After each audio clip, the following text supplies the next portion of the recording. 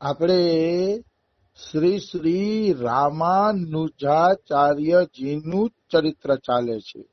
હા રામાનુજાચાર્યના ચરિત્રમાં આપણે જોયું કે એના ગુરુ, રામાનુજાચાર્યના ગુરુ વેદ પ્રકાશજી એને મારવાની કોશિશ કરે છે. એટલે રામાનુજાચાર્ય જંગલના રસ્તેથી ભાગી જાય છે અને સ્વયં લક્ષ્મી નારાયણ રામાનુજાચાર્યને એના ગામ સુધી પહોંચાડી જાય છે. એક જ દિવસમાં, કેવળ એક જ દિવસમાં એને ગામ સુધી પહોંચાડી જાય છે શ્રી શ્રી રામાનુજાચાર્યજી.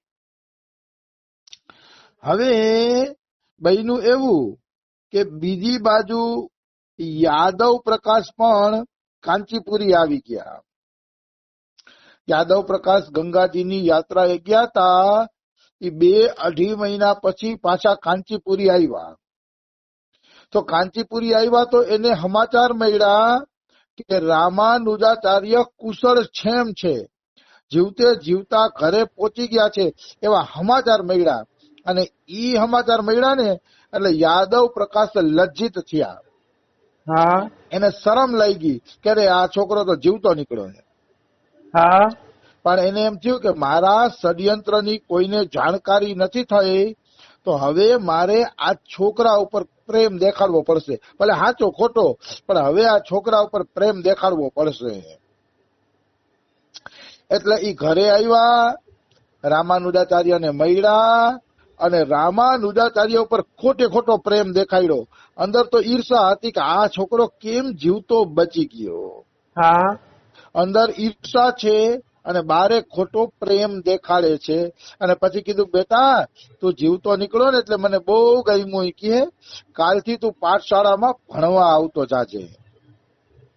કારણ કે આગ્રહ કરવો પડે, નકર તો બધાને એમ થાય ને કે આ કેમ બોલાવતા નથી. હા એટલે એને ભણવાનો આગ્રહ કર્યો.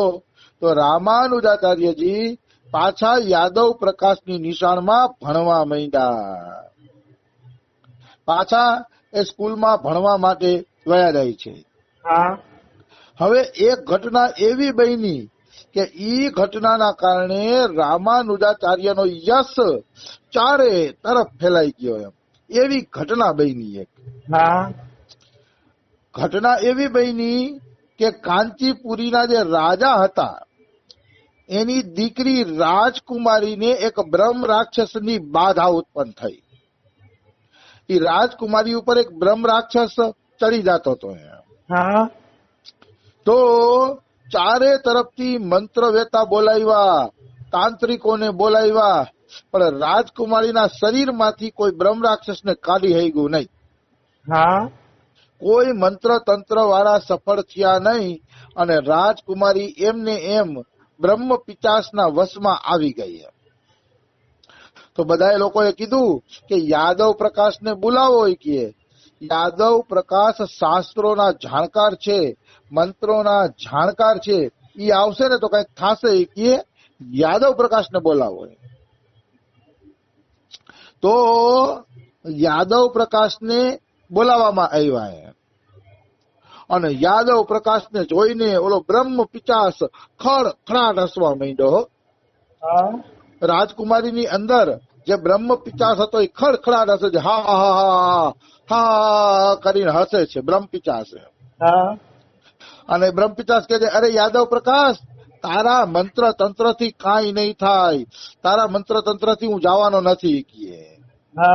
કારણ કે તું તો મારા કરતા પાપી છો. કારણ કે એને શિષ્યને મારવાનું કાવતરું કર્યું હતું. એટલે બ્રહ્મ રાક્ષસ કે તું તો મારા કરતા પાપી છો. કે એટલે તારાથી તો હું નથી જ જવાનો. કે પછી બ્રહ્મ રાક્ષસ બોલે છે કે યાદવ પ્રકાશ, પાછલા જન્મમાં તું ગોહરો હતો. ગોહરો એટલે ચંદન ગો જેવું પ્રાણી, અને 20 ખોપડા પણ કહે છે. 20 ખોપડા. ચંદન ગો કરતા ખતરનાક હો ગોહરો. એમ કે ગોહરો કરડે ને એટલે સાપ જેવું ઝેર ચડે. બિલકુલ.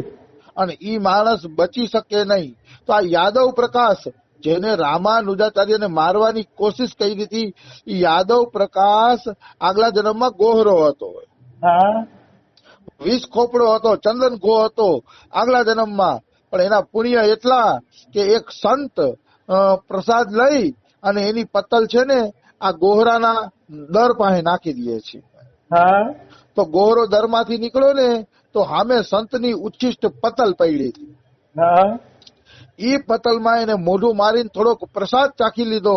એ સંતના ઉચ્છિષ્ટ પ્રસાદનો જ ચમત્કાર હતો કે ઈ ગોહરો મરી ગયો એટલે સીધો યાદવ પ્રકાશ બ્રાહ્મણ બનીને જન્મ લીધો. વાહ રે વાહ. આ છે સંતોની ઉચ્છિષ્ટ પ્રસાદનો મહિમા.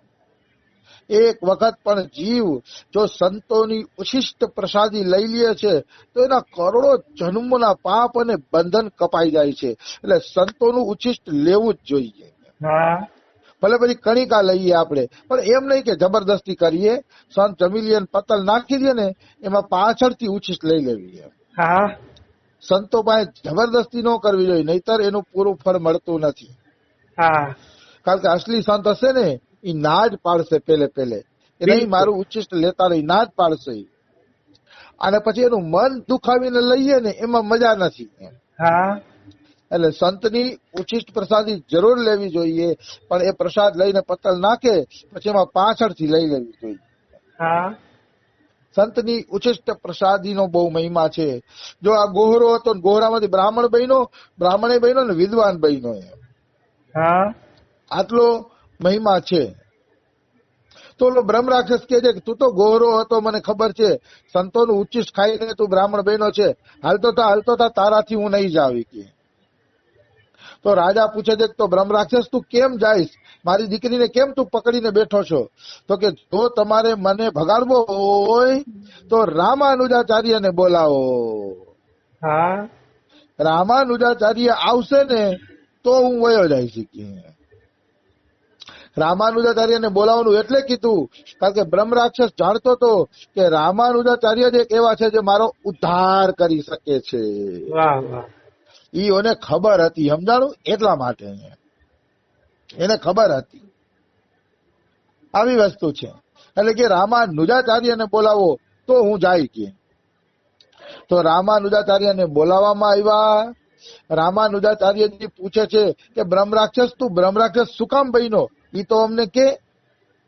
હા ત્યારે બ્રહ્મ રાક્ષસ એમ કહે છે કે હું કેટલાય જન્મ સુધી બ્રાહ્મણ બનતો આવ્યો છું, પણ મેં હરિનું ભજન ન કર્યું, ભગવાનનું ભજન ન કર્યું ને એના કારણે મારે આ બનવું પડ્યું. કે હા હું તો કેટલાય જન્મોથી આ બ્રાહ્મણનું શરીર ધારણ કરીને આવું છું, પણ ગોહરો એટલે બન્યો કે એકવાર યજ્ઞમાં મારાથી મંત્રની ભૂલ થઈ ગઈ. હું અવળો મંત્ર બોલી ગયો. એ અવળા મંત્રના પ્રતાપ છે કે મારે બ્રહ્મ રાક્ષસ બનવું પડ્યું. હા એટલે જેટલા બ્રાહ્મણો કર્મકાંડ કરાવે છે અત્યારે, એ કર્મકાંડ વાળા બ્રાહ્મણો જો ખોટા મંત્ર બોલી અને બીજા પાસેથી પૈસા પડાવતા હશે તો અવશ્ય એને આગલા જન્મમાં બ્રહ્મ રાક્ષસ બનવું પડશે. બિલકુલ. નિશ્ચિત. હું તો સત્ય કહેવા વાળો છું, મને કોઈની પરવા નથી. પણ જો બ્રહ્મ રાક્ષસ માંથી બચવું, હા કર્મકાંડ કરી શકાય, આપણું ઘર હાલે એ માટે કર્મકાંડ કરી શકાય, પણ જ્યાં કરો ત્યાં ઈમાનદારી પૂર્વક કરો. હા યજમાનનું ભલું થાય એવી રીતે કર્મકાંડ કરો. કર્મકાંડ એ આપણો શાસ્ત્રનો જ અંગ છે. ગમે કર્મકાંડ કરો પણ એવી રીતે ઈમાનદારીથી કરો કે યજમાનનું ભલું થાય. તો ઈ કર્મકાંડમાં વાંધો નથી. રોટલા પૂરતું કર્મકાંડ કરવાનો અધિકાર છે કે ભાઈ આપણો રોટલો હાઈલે રાખે. પણ જે કર્મકાંડના ચક્કરમાં સાચા ખોટા મંત્ર જપીને પણ કર્મકાંડ કરે છે અવશ્ય બ્રહ્મ રાક્ષસ બનશે. એમાં કોઈ એટલે કોઈ પણ પ્રકારની શંકા નથી. હવે તમને એક ઉદાહરણ આપું રાધા બાબાનું. હા ગીતા પ્રેસ ગોરખપુરમાં એક મહાપુરુષ ત્યાં છે રાધા બાબા. એ રાધા બાબા જયારે 15-16 વર્ષના હતા ત્યારે એના પિતાજી કર્મકાંડ કરતા, ગોરપદુ કરતા એના પિતાજી. હા અને એના રાધા બાબાના પિતાજીના ભાઈ એટલે આમના મોટા બાપુ ઈ પણ ગોરપદુ કરતા રાધા બાબાના. હા તો એક વખત રાધા બાબાના પિતાજી બીમાર પડ્યા ને તેને રાધા બાબાને કીધું કે બેટા ફલાણા યજમાનના ઘરે 100 વખત વિષ્ણુ સહસ્ત્ર નામના પાઠ કરવાના છે, પૈસા મેં લઈ લીધા છે, ચા તો એના ઘરે જઈને 100 વખત વિષ્ણુ સહસ્ત્ર નામના પાઠ કરી આવે. હા એટલે રાધા બાબા કે જી પિતાજી હું કરી આવીશ. એટલે રાધા બાબા વિષ્ણુ સહસ્ત્ર નામના પાઠ કરવા ગયા. પાઠ કરવા ગયા ને તો વિષ્ણુ સહસ્ત્ર નામના પાઠ કરતા હતા ને તો વચ્ચે એને ઓલા કાકા મળી ગયા, ગોરપદુ કરવા જતા હતા ને ઈ. હા તો રાધા બાબા કે લે કાકા આવી ગયા ગોરપદુ કરીને? તો કે બેટા એમ જ હોય, અડધા મંત્ર બોલાય ને અડધા નો બોલાય, અડધા બોલાય ને અડધા નો બોલાય. 4 કલાકનું કામ 2 કલાકમાં પતાવી દેવાય. એટલે આપણે 2-3 ઘરે જાય તો પૈસા વધુ મળે ને. હા તો રાધા બાબા લાલચમાં આવી ગયા. રાધા બાબા લાલચમાં આવી ગયા. 100 વખત વિષ્ણુ સહસ્ત્ર નામના પાઠ કરે ને તો એને ઓછામાં ઓછી 13-14 કલાક જોઈ. હા 13-14 કલાક જોઈ. જેટલી જોતી હોય એટલી, પણ એટલી જોઈ. તો રાધા બાબા શું કર્યું, ખોટા વિષ્ણુ નામના પાઠ કર્યા. 2 શ્લોક વાંચે ને 1 કાપી નાખે ને વળી 1 વાંચે ને 3 કાપી નાખે ને એમ કરી અને 7 કલાકમાં વિષ્ણુ સહસ્ત્ર નામના 100 વાર પાઠ પૂરા કરી દીધા. હા 100 વાર પાઠ પૂરા કરીને ઘરે આવ્યા. ઘરે આવ્યા એટલે એના બાપાએ પૂછ્યું બેટા આટલી જલ્દી કેમ પાછો આવી ગયો? 100 વખત પાઠ કર્યા ને તે કે. તો કે પિતાજી 100 વખત પાઠ ન કરવાના હોય, મને તો કાકાએ આવું શીખાડ્યું કે બેટા સાચું ખોટું કરીને થોડા સમયમાં પૂરું કરી દેવાય. એટલે મેં પિતાજી થોડા સમયમાં પૂરું કરી દીધું. હા આ સાંભળીને રાધા બાબાના પિતાજીને ગુસ્સો આવ્યો અને તમાક કરતો એક તમાચો રાધા બાબાના ગાલ ઉપર જડી દીધો. હા જોરદાર તમાચો જડી દીધો અને કીધું અરે મૂર્ખ, જે યજમાનનો પૈસો લઈ છી એ યજમાનનું ભલું થાય માટે તે પૂરા પાઠ નો કહી રહી કે આપણે એનો રોટલો ખાઈ છીએ કે ચા પાછો જા ને જેટલા અધૂરા પાઠ મૂક્યા હોય એટલા પૂરા કરી કે ચા અત્યારે જ નીકળી કે. તો રાધા બાબા કહે છે કે પિતાજીનો તમાચો મને જિંદગી ભર ભૂલાણો નહીં અને ઈ તમાચા પછી મેં કાયમી માટે ખોટું કરવાનું છોડી દીધું. વાહ રે વાહ. આને કહેવાય આદર્શ પિતાજી. હા આદર્શ પિતા આને કહેવાય કે સંતાનો ખરાબ પગલે ખરાબ રસ્તે જતા હોય તમાચા મારી લે, હુલુલુલુ ન કરે. હા છોકરાઓને હુલુલુલુ કરો એટલે એ બગડે જ, પછી એક તમાચો ક્યારેક મારવો પડે. બિલકુલ. રાધા બાબાને મારી દીધો. રાધા બાબાએ જિંદગીમાં પછી ક્યારેક ખોટું ન કર્યું. આવી વાત છે. તો મારો કહેવાનો ભાવ છે આ કર્મકાંડ વાળા ભલે કર્મકાંડ કરે વાંધો નહીં, પણ યજમાને જે ભાવથી કરાયું હોય એવો યજ્ઞ નાંદર બધું પૂરું તો કરો જેથી યજમાનનું ભલું થાય. તો કર્મકાંડ બરોબર છે રોટલા માટે, બાકી જ્યાં ત્યાં પૈસા પડાવવા માટે થોડા થોડામાં પૂરું કરી દો, મંત્રનું ઉચ્ચારણ પૂરું ન કરો તો અવશ્ય એ બ્રાહ્મણને બ્રહ્મ રાક્ષસ બનવું પડશે. હા એવું આપણા શાસ્ત્રો કહે છે, આ ભક્તમાલ કહે છે. એ બ્રહ્મ રાક્ષસ બન્યા વગર રહેશે જ નહીં. આવી વસ્તુ છે. તો આ રાધા બાબાનું વચ્ચે મેં તમને દ્રષ્ટાંત આપ્યું તો રામાનુજાચાર્ય આવ્યા એટલે ઓલો બ્રહ્મ રાક્ષસ કે હવે બરોબર કે આ રામાનુજાચાર્ય મારો ઉદ્ધાર કરી દેશે ને કે તો હું આ રાજકુમારીને છોડી દઈશ કે. તો રામાનુજાચાર્ય કે છે કે બોલ બ્રહ્મ રાક્ષસ કઈ રીતે તારો ઉદ્ધાર કરું એમ. હા તો બ્રહ્મ રાક્ષસ કે જાજુ કઈ કરવાની જરૂર નથી રામાનુજાચાર્યજી, તમે ખાલી તમારું ચરણામૃત મને આપી દો. તમે તમારું ચરણામૃત આપી દેશો તો એ ચરણામૃતનું પાન કરીને હું બ્રહ્મ રાક્ષસની યોનિમાંથી છૂટી જઈશ. તો રામાનુજાચાર્ય કે ઠીક છે ભાઈ, તું છૂટતો હોય તો મને શું વાંધો છે.